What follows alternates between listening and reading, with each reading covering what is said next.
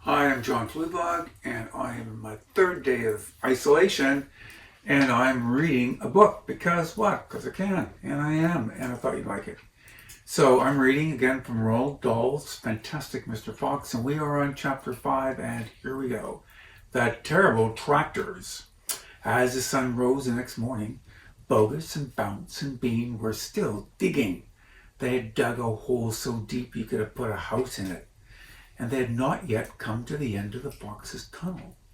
They were all very tired and cross. "Dang and blast," said Bogus. "Whose rotten idea was this?" "Bean's idea," said Bounce. Oh, Bogus and Bounce both stared at Bean. Bean took another swig of cider and then put his flask back into his pocket without offering any to the others. "Listen," he said angrily, "I want that fox. I'm going to get that fox. And I'm not giving it until I've strung him up over my front porch dead as a dumpling." "Boy." "Well, we can't get him by digging, that's for sure," said Fat Bogus. "I've had enough of this digging." Bounce, the little pot-bellied dwarf, looked up at Bean and said, "You got any more stupid ideas then?" "What?" said Mr. Bean. "I can't hear you." Mr. Bean never took a bath. He never even washed. As a result, his ear holes were clogged with all kinds of muck and wax and bits and chewing gum and dead flies and stuff like that. Ooh, it's gross. Well, this made him deaf. "Speak louder," he said to Bounce, and Bounce shouted back, "Got any more stupid ideas?" There they are. You can have a look. They're a crazy threesome, eh? So Bean rubbed in the back of his neck with a dirty finger. He had a boil coming out there, of course, and it itched. "What we need on this job," he said, "is machines, mechanical machines, and shovels. We'll have them out of there in 5 minutes from mechanical shovels." This was a pretty good idea, the other two had to admit. "All right then," Bean said, taking charge. "Bogus, you stay here and see the fox doesn't escape. Bounce and I will go fetch our machinery, and if he tries to get out, shoot him. Quick!" Oh, the long thin Bean walked away, and the tiny Bounce trotted after him, and the fat Bogus stayed where he was with his gun pointing at the foxhole.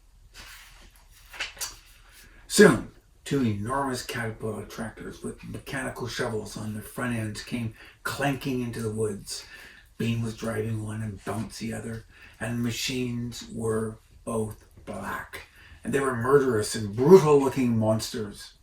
"Oh, here we go then," shouted Bean. "Death to the fox," shouted Bounce. These are bad guys. Oh, they're terrible. The machines went to work, hitting huge mouthfuls of soil out of the hill. The big tree under which Mr. Fox had dug the hole in the first place was toppled like a matchstick. On all sides, rocks were sent flying, and the trees were falling, and the noise was deafening. Down the tunnel, the foxes crouched, listening to the terrible clanging and banging overhead. "What happened, Dad?" cried the small foxes. "What are they doing?" Mr. Fox didn't know what was happening or what they were doing. "It's an earthquake," cried Mrs. Fox. "Look," said one of the small foxes, "our tunnel is getting shorter. I can see daylight." They all looked around, and yes, the mouth of the tunnel was only a few feet away from them now, and in the circle of daylight beyond they could see 2 black tractors almost on top of them. "Tractors!" shouted Mr. Fox, "and mechanical shovels! Dig for your lives! Dig, dig, dig!" Oh, man. So now we're on chapter 6. It's called The Race. Now there began a desperate race of machines against the foxes. In the beginning, the hill looked like this. You can have a look there. All right. Oh, and after about an hour, the machines bed away more and more soil from the topsoil, and it looked like this. All right. Sometimes the foxes would gain a little ground, and the clanking noises behind them would grow fainter, and Mr. Fox would say, "We're going to have to make it. We're going to make it. I'm sure we are." But then a few moments later, the machines would come back at them, and the crunch of the mighty shovels would get louder and louder. Once the foxes actually saw the sharp metal edge of one of the shovels as it scraped up the earth just behind them. Things are desperate here. Keep going, my darlings, panted Mr. Fox. Don't give up. Oh, keep going, the fat Bogus shouted to Bounce and Bean. We're going to get him any moment now. Have you caught sight of them yet? Bean called back. Not yet, shouted Bogus, but I think we're close. I'll pick him up with my next bucket, shouted Bounce, and I'll chop him to pieces. But by lunchtime, the machines are still at it. And so were the poor foxes. The hill now looked like this. You can see that.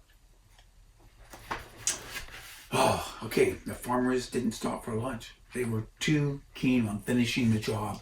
Hey there, Mr. Fox, yelled Bounce, leaning out of his tractor. We're coming to get you now. Oh, you've had your last chance, yelled Bogus. You'll never come prowling around my farm again.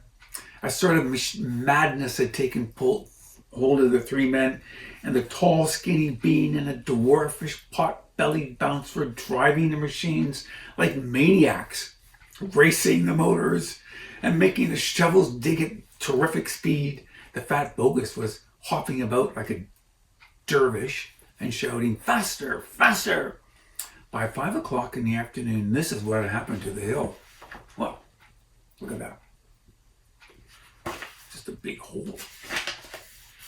The hole the machines had dug was like the center of a volcano. It was such an extraordinary sight that the crowds of people came rushing out from the surrounding villages to have a look. They stood at the edge of the crater and stared down at Bogus and Bounce and Beans. Hey there, Bogus, what's going on? We're after a fox. You must be mad. The people jeered and laughed, but this only made the three farmers more furious and more obstinate and more determined than ever not to give up until they had caught the fox. And that's our story for today. Thanks for listening.